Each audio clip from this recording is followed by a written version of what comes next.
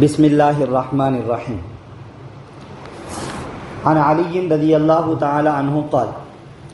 حضرت علی رضی اللہ تعالی عنہ سے روایت ہے، فرماتے ہیں جاء رجل الی النبی صلی اللہ علیہ وسلم،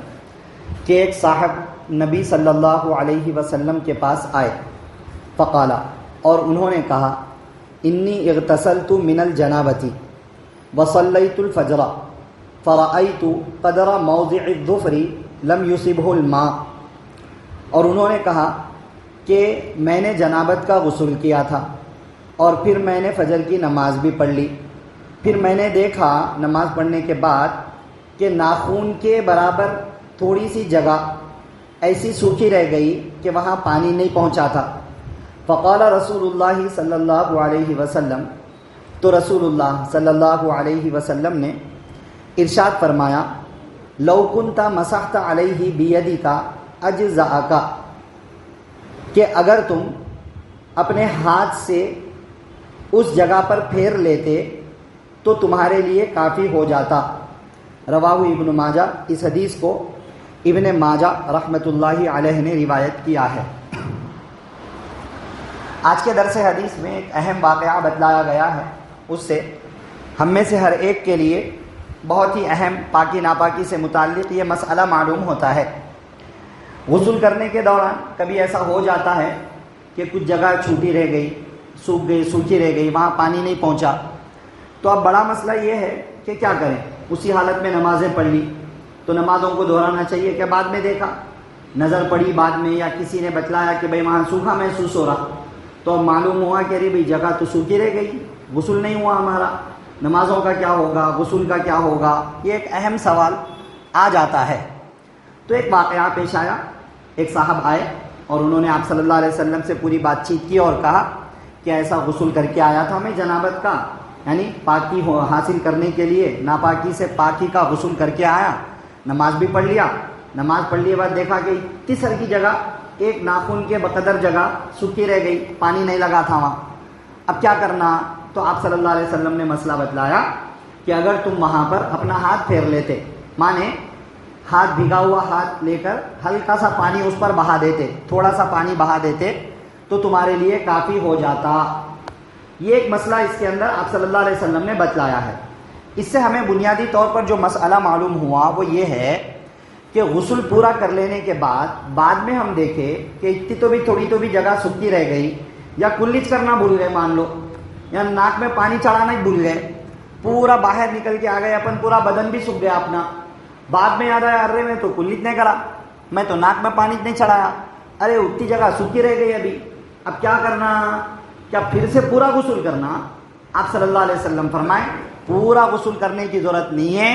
جو چیز بھول گئے وہ چیز کر لو تو تمہارا غسل کمپلیٹ ہو جاتا۔ جگہ سوکھی رہ گئی تھی، وہاں تھوڑا سا پانی لے کے بہا دو، غسل ہو گیا، اب تم پورے پاک ہو گئے۔ ناک میں پانی چڑھانا بھول گئے تھے، اب چڑھا لو،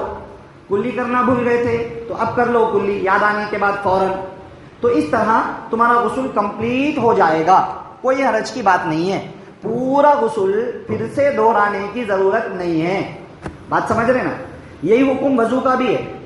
وضو بھی کوئی شخص کر لیا، پورا کر لینے کے بعد میں یاد آیا کہ ارے وضو میں جو ہے نا ہاتھ دھوتے وقت میں تھوڑی سی جگہ سوکھی رہ گئی تھی، بعد میں دیکھا ارے اتنی جگہ سوکھی ہے، ایڑیوں کے پاس کا حصہ سوکھا ہے، تو جا کے پھر سے پورا وضو کر کے آنا۔ کیا پورا وضو کرنے کی ضرورت نہیں ہے، وہ جہاں بھی جو باقی رہ گیا اس کے اوپر پانی ڈال کر کے بہا دے، وہ مکمل ہو جائے گا، وضو اب کمپلیٹ ہو جائے گا، جب نہیں ہوا اب کمپلیٹ ہو جائے گا، تو وضو ہو جائے گا، کوئی حرج کی بات نہیں ہے۔ ہاں، کب دہرانا پڑتا وضو؟ کب دہرانا پڑتا؟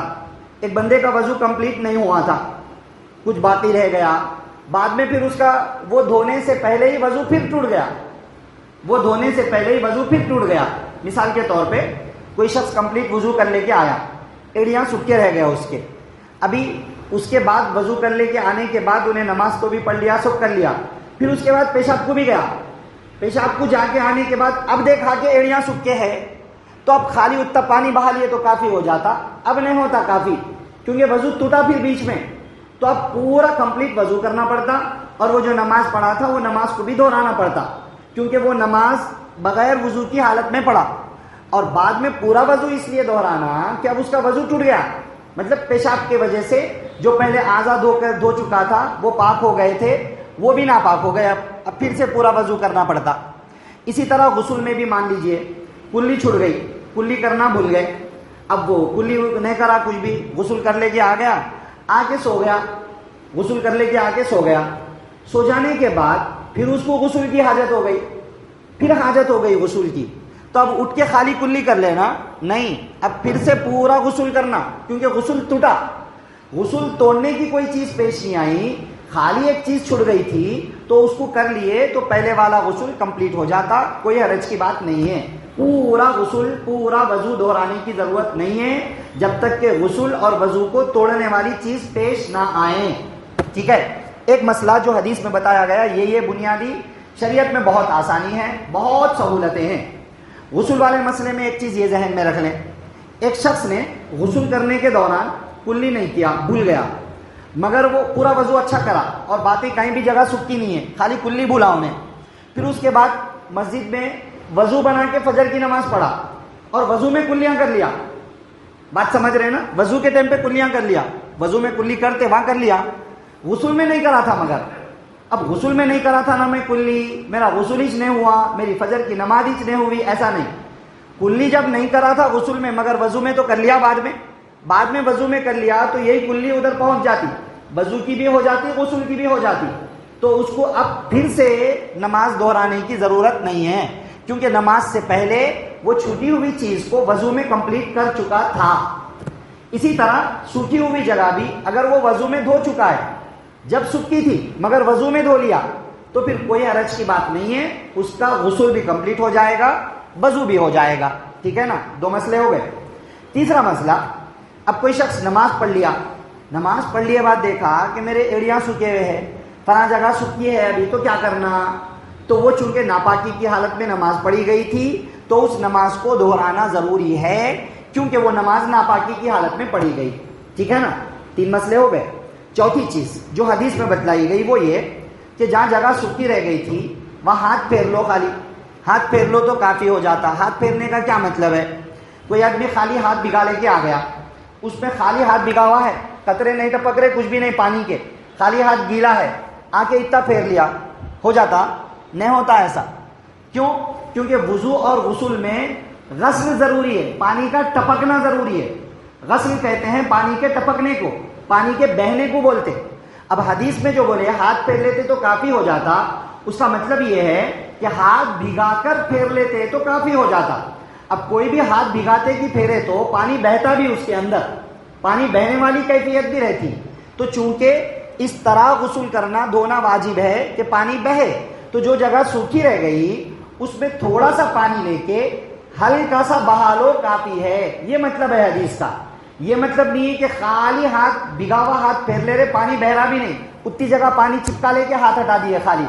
اس سے نہیں ہوتا، کافی، ٹھیک ہے نا۔ یہ اہم مسئلہ ہے، کیونکہ وضو اور غسل کے اندر غسل دھونا ضروری ہے، اور دھونا کہتے ہیں پانی کے بہنے کو۔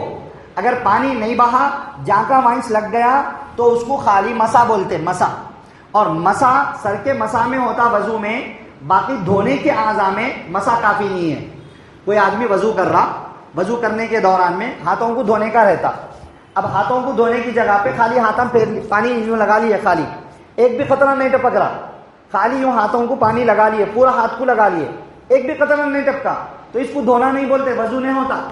وضو ایسا کرنا پڑتا کہ قطرے ٹپکنا، تو اس کو دھونا بولتے، ٹھیک ہے نا۔ یہ اہم بات ہے، اس کو سمجھنا۔ سر کے مسا میں خالی بھیگا ہوا ہاتھ پھیرنے کا ہے، مسا کرنا ہے وہاں۔ اب اگر کوئی وہاں پانی بھر بھر کے ڈال لے رہا، پورا پانی بھر بھر کے ڈال لے رہا، پانی ٹپک رہا بالوں میں سے، تو مسا تو ہو جاتا مگر سنت کے خلاف ہے، کیونکہ سر کے مسا میں مسا کرنا ہے، غسل نہیں کرنا ہے، دھونا نہیں ہے،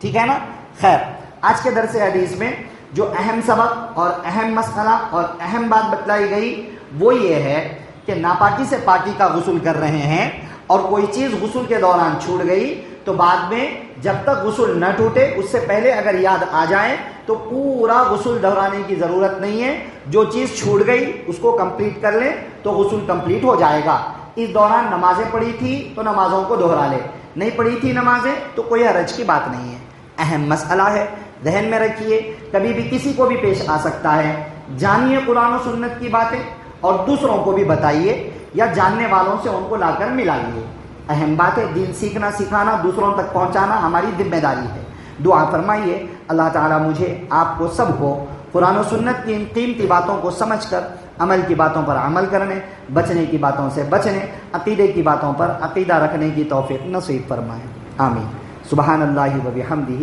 سبحانک اللہم و بحمدک، ونشہد ان لا الہ الا انت، نستغفرک و نتوب الیک۔